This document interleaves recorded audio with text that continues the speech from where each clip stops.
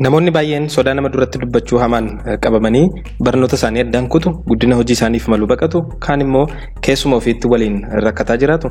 Namoota baay'eedhas kan namoota fuulduratti dubbachuurra du'uu wayya jedhan. Egaa sagantaa irraatiin sodaan waltajjii yookaan sodaan nama fuulduratti dubbachuu kun maal akka ta'e, mallattoon isaa maal akka ta'e, akkasumas maloota kana furuuf gargaaran kan saayinsawaa ta'anii fi namoota baay'eef furmaata ta'an isiniif dhiyeessaa. Isinis egaa sagantaa kana booda waltajjii irratti dubbattan adamsuu jalqabdu, namoota fuulduratti dubbachuu sodaachuun isiniif salphata jechuudha. An Dr. Daawit Meelbaa Saayikdee wajjin ogeessa yaala sammuuti. Meelbaa Saayikdee akkuma beektan odeeffannoon fayyaa sammuu hawaasa keenyatti iccitii ta'e itti fufuu hin qabu kaayyoo jedhuun chaanaalii banamee fi waadaa isaa akka jedhetti raawwachaa jirudha. Kanneen chaanaalii kanaaf keessummaa taatan subscribe, share waliif godhaa. Qabxiin keenya dura hiikoo sodaa waltajjiiti. Sodaa waltajjii yeroo jennu miira badaa yeroo dubbii gochuuf yookaan yeroo dubbii nama fuulduratti godhan namatti dhaga'amudha. Namootni rakkoo sodaa waltajjii kana qaban hamma isaaniif danda'ame namoota fuulduratti dubbachuu ni baqatu. Yoo dirqaman yoo baqachuu dadhaban garuu gaafa gara waltajjiitti asii ol ba'an yookaan dubbii isaanii jalqaban miira sodaa hamaatu isaan qaba. Afaan isaanii goggoguu jalqaba. Sagaleen isaanii ni roommaa yookaan ni ciccita. Onneen daftee rukutti akkasumas hargansuun isaanii irra keessoo ta'a, daddafee deemuunis ni jiraata. Namoota kan biraa irratti immoo lollocuu, hoqqisiisuu barbaaduun illee mallattoolee argamanidha. Dafqii qaama isaanii guutuun, dafqaan guutamuun, akkasuma wanta irratti qophaa'anii dhufan irraanfachuun, dagachuun, jechooti jalaa baduun, namoota tokko irratti darbee immoo haga nama fuulduratti fajajanii hafuu firiis godhuu jechuudha. Darbee haga baqatanii sagantaa sana dhiisanii deemanitti ga'uu danda'u. Dhalli namaa bineensa hawaasummaan jiraatu waan ta'eef yaadni namni biraan isaaf qabu isa dhibbisa. Namni maal naan jedha, akkamitti na ilaala laata yaadi jedhu isaan dhibbisa. Kanaaf namni marti gaafa nama fuulduratti dubbatu yookaan dubbachuuf deemu yaadda'uun, sodaan itti dhaga'amuun fayyaalessuma, qophii gaariifis kan nama gargaarudha. Warreen waltajjii gaggeessuun yookaan dubbiin nama fuulduratti dhiyaachuun milkaa'an baay'eenis kanuma ragaa bahu. Gaafan gara waltajjiitti ba'uuf ka'u warri akkamillee beekamoo ta'an sodaan natti dhaga'ama, yaadda'uun koon oolu. Isaan kun garuu maal gochuudhaan keessa ba'anii shaakala guddaadhaan irra deddeebiin shaakaluudhaan sodaa isaanii mo'atanii milkii argatu.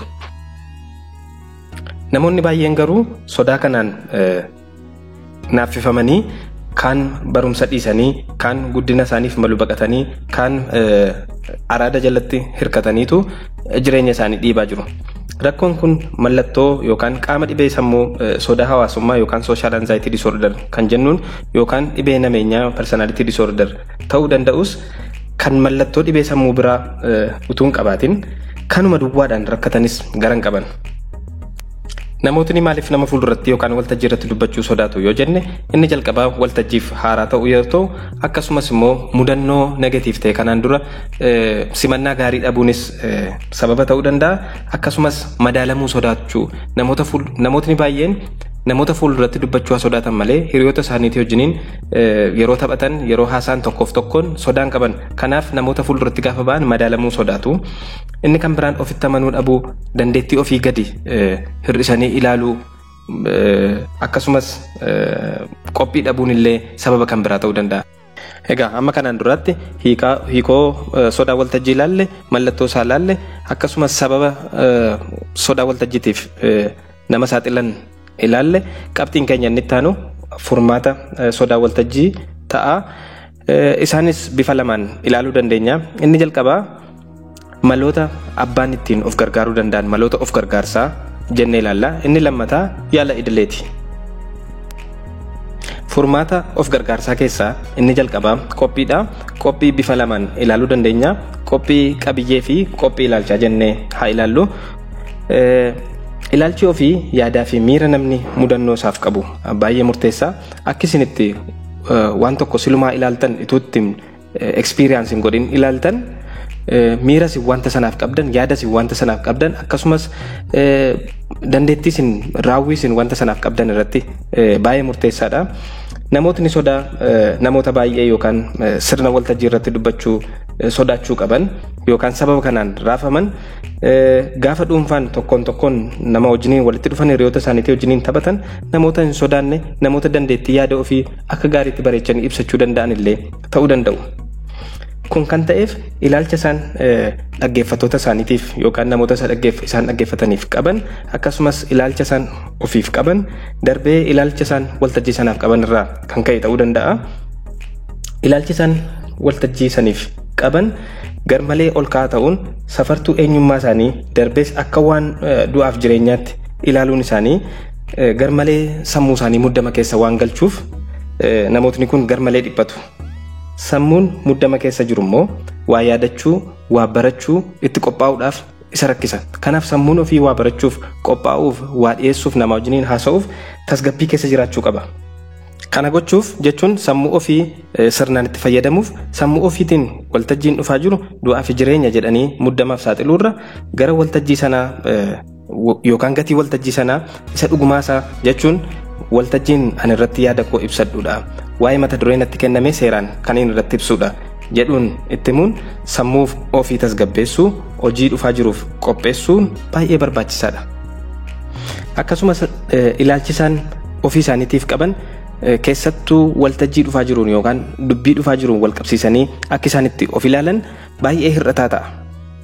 Anaasaan danda'u ani wanta dhaggeeffattootaaf dabaluun qabu isaaniyyuu kana narra beeku waltajjii kana nuffisiisaan taasisaa kaan immoo bifa gaaffiitiin amma yoon achi ga'ee haasaa waan hin dubbadhu wallaalee yoon amma achi ga'ee yoo waan kolfaa hojjedhe yoon of saalfachiise yoo nama fuulduratti kanarra darbanii dursanii ituu gara waltajjii sanaan naqin yookaan gara lafa dubbii sanaatuun naqin waa'ee kufaatii isaanii irra deddeebi'anii yaaduu keessa ba'anii sammuu isaanii keessatti fakkii kufaatii isaanii gaafa namni isaanitti kolfu gaafa waan nama saalfachiisu hojjetan gaafa jechootni irkaa badee ija babaasan suuraa isaa mataa isaanitti kaasuu jalqabu.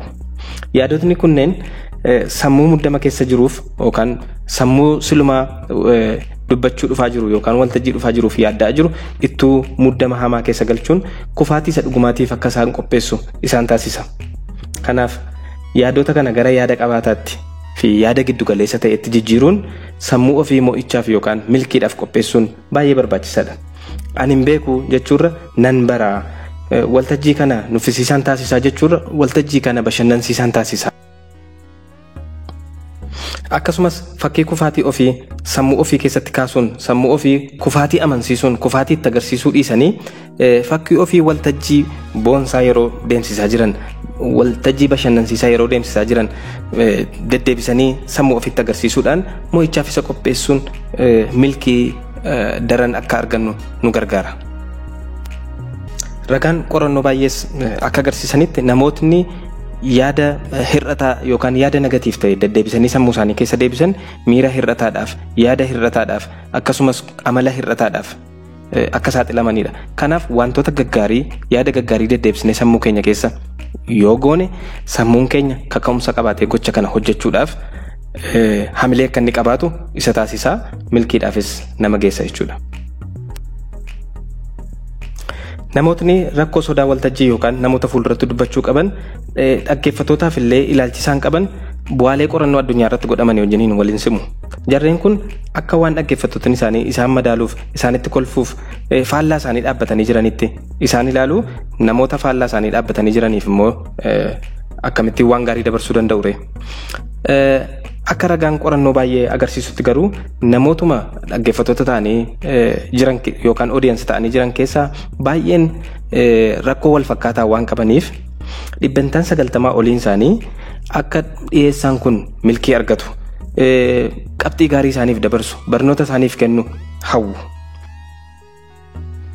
Erga bu'aan qorannoo kan agarsiisa ta'e isinis har'aa kaatanii dhaggeeffattoota diinoomfachuu sodaachuu of keessaa haquun dhaggeeffattoota ofii mararfachuu akka isaan yeroo isaanii isiniif laatanitti isinis qabxii bu'a qabeessa isaanii dabarsuudhaaf qabxii bu'a qabeessa fudhatanii akka isaan deeman gochuudhaaf yoo hojjettan qorqalbii olaanaarra isin kaa'a dhaggeeffattoota wajjinis walitti dhufeenya keessan gaarii taasisuun milkiidhaan akka isin baatan isin taasisa. Kan itti aanu qophii qabiyyeeti waan dubbachuuf deemnu irratti qabiyyee ofii irratti sirriitti qophaa'uu dhabuun madda kufaatii fi sodaati. Namni itun qophaa'in waan dubbachuuf ka'u hin qophaa'in naqu siluma kufaatiidhaaf of qopheessee deemaa jira jechuudha. Kanaaf wanta dubbachuuf deemnu, wanta pireezent gochuuf deemnu sirriitti dubbisuu, sirriitti hubachuu, xiinxaluu, dubbisanii yaadatanii waan yaadatan sana deebisanii jechuuf qophaa'uu utuu hin taane sirriitti jecha ofiitiin ibsuu, orgaanaayiz gochuu, yaada isaa sirriitti hubachuun baay'ee barbaachisaadha.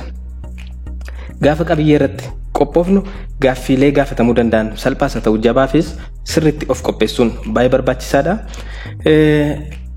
Qophiima kana keessa namoota kan biroodhaaf manatti dhiyeessuu yaaluu akkasumas waan irratti qophoofne kana riikardi goonee irra deebinee dhaggeeffachuudhaan lafa rakkina keenyaa fooyyeffachuun illee baay'ee barbaachisaadha. Keessumaa keessatti seensa yookaan jalqaba keenya irratti, jalqaba dubbii keenya irratti maal jechuu akka qabnu sirriitti irratti qophaa'uun baay'ee barbaachisaadha.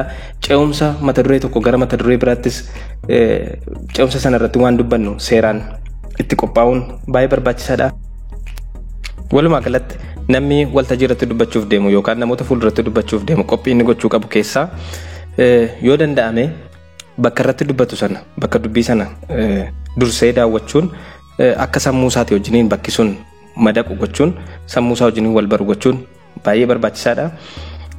Akkasumas guyyaa dubbii sana yeroo muraasa dursanii argamuu fi namoota dhaggeeffatoota keessaa yoo danda'ame tokko lamatti dubbachuun sammuu ofii jara kanatti madaqsuun akka namootni kun isaanis akkuma isaa nama ta'anii fi waa baruuf akka isaan dhufan waa akka hubatu isa gargaara. Soorata ofiitii irratti illee xiyyeeffannoo olaanaa gochuun baay'ee barbaachisaadha. Gaafa dubbiidhaaf deemnu sana wantoota akka dhugaatii gaaziin itti baay'atu kan akka lallaafaa garaagaraa fudhachuun dhiisuun baay'ee barbaachisaadha. Jarri kun amma deddeeffuudhaan akka nuyi rakkannu dubbiin keenya akka addaan ciccitu nu taasisu gatii ta'e akkasumas shaayee bunaa fi kookaa-kollaa avoid gochuun baay'ee barbaachisaadha. Jarri kun gara jalqabaatti dhiphuu keenya guddisuun, enerjii keenya guddisuun akka nuyi gara gidduutti dadhabaa dhufnu nu taasisu akkasumas fincaan nutti buusu waan ta'eef dubbii keenya jeequu danda'u. Kanaaf jara kana avoid gochuun illee baay'ee barbaachisaadha. Nyaata nutti ulfaatu yookaan nyaata nuuf hin taane nyaachuu dhiisuunis baay'ee barbaachisaadha.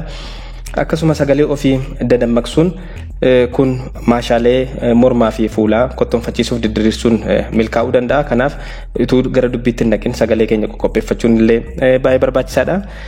Qabsiisa ofii yookaan pirezenteeshinii waan qopheeffanne sana al tokko irra deebi'anii ilaaluunis baay'ee gaariidha.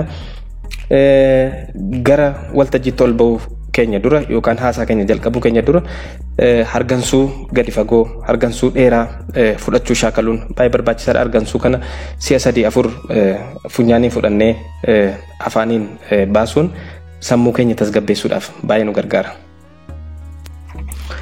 Inni kan biraan yeroo waltajjii irra jirru yookaan dubbii irra jirru wantoota gochuu nurra jiraatudha. Inni jalqabaa dhaabbii ofii qajeelchuudha. Walitti galuun dhaabbachuun mallattoo sodaa waan ta'eef qoma ofii fuulduratti dhiibanii gateettii ofii gadhiisanii akka nama ofitti amanamummaa qabutti dhaabbachuun baay'ee barbaachisaadha. Akkasumas seeqa, kolfa, fuula ifaa dhaggeeffattootatti agarsiisuun illee mallattoo ofitti amanamummaa waan ta'aniif kana namootatti agarsiisuun ofitti amanamummaa keessaniifis baay'ee barbaachisaadha. Namoota wajjinis relationship yookaan walitti dhufeenya gaarii uumuudhaafis baay'ee murteessaadha. Egaa sodaa waltajjii inni guddaan gara jalqabaa daqiiqaa 5 duraan jalqabaa waan ta'eef ituu gara dubbii keenyaatti hin seeniin namoota nagaa gaafachuu, namoota wajjiniin fuula wal baruu akkasumas jalqabuuf sardamuu dhiisuun baay'ee barbaachisaadha. Eega dubbii keenya jalqabnee booddee kallattiin namoota hundumaa al tokkicha ilaaluudha mannaa gaafa dubbannu nama tokkotti al tokko akka waan hiriyaa keenyaa itti dubbachaa jirrutti nama fuula gaarii nutti agarsiisaa jirrutti dubbachuun akka waan isaa wajjiniin conversation gochaa jirrutti yoo goone sammuun keenya tasgabbii qabaata. Sammuun tasgabbii qabaate jechuun milkii qabaachaa deemaa jirraa akka jechuudha. Akkasumas gaafa dubbii gochaa jirru iddoo tokko dhaabbannee dubbachuurra waltajjii kanarra walii gaddeemuun muddama keenyaaf karaa inni itti ba'u ventileet godhu karaa banaaf waan ta'eef sosochii gochuun baay'ee barbaachisaadha. Yoo dogoggora uumtan tasa dogoggora keessan yookaan dhiphuu keessan namootatti ibsuun barbaachisaa miti. Kun namoota silumaa dogoggora namaa ilaalaniif karaa banuu waan ta'uuf namooti baay'een dogoggora keessanis dhiphuu keessanis hubataan jiran sababa ta'eef muddama keessan hargansuu keessaniin tasgabbeessaa deemuun irra darbuun baay'ee barbaachisaadha. Yeroo gochaa jirtan sana keessatti yaada ani milkaa'aan jira sirriitti gochaan jira inni sodaadhe ture silaa ammanuma jedhu ta'e jedhanii sammuu ofii keessa deemsisuun illee baay'ee barbaachisaadha. Egaa sodaa waltajjii jechuun maal akka ta'e namoota fuulduratti sodaachuu jechuun maal akka ta'e miira akkamii akka inni namatti dhageessisu akkasumas sababa maaliitiif namooti akka sodaatan darbinee furmaati isaa bifa of gargaarsaatiin namootni akkamittiin of gargaaruu danda'u kan jedhu haasofneerra. Inni itti aanu yaala idileeti. Rakkoon kun furmaata of gargaarsaa armaan oliitiin kan hin furamne yoo kan itti fufu ta'e gara mana yaalaa dhaquun yaala yookaan furmaata bifa lamaan argachuun hin danda'ama. Inni jalqabaa qorichaani. Qorichi kun bifa lamaan kennamuu danda'a. Inni tokko yeroo dheeraadhaaf qoricha fudhatamu yeroo ta'u, inni lammataa qoricha battaluma perform gochuuf deemtan yookaan waltajjii kanarratti haasa'uuf deemtan isinii kenname yeroo isin tasgabbeessu ta'uu danda'a. Kan biraan bifa yaaldubbiitiin yookaan saayikooteraapiitiin illee furmaata argachuun hin danda'ama. Egaa sagantaa keenya irraa akka barattan abdiin qaba. Kanneen keessummaa taatan yoo sagantaa keenya kana jaallattan chaanaalii keenya Meelbaa Saayikdiin subscribe gochuun viidiyoolee fayyaa sammuu duraanis sichis hojjennu ilaaluu dandeessu. Haga sagantaa biraan wal arginutti nagaan tura.